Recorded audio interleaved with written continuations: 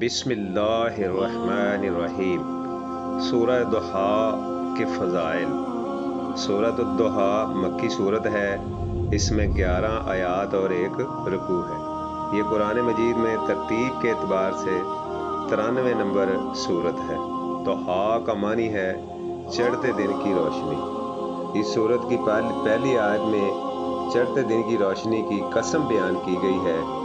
इसी मुनासबत से इस सूरत का नाम सूरह दुहा है। सूरह दुहा का मरकज़ी मजमून और मकसद नज़ूल हज़रत मोहम्मद रसूलुल्लाह ख़ातमुन नबिय्यीन सल्लल्लाहु अलैहि वसल्लम की शान मुबारक का बयान है।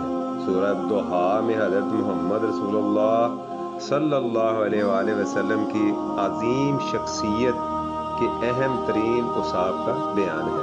अल्लाह ताला ने आप ख़ातमुन नबिय्यीन सल्लल्लाहु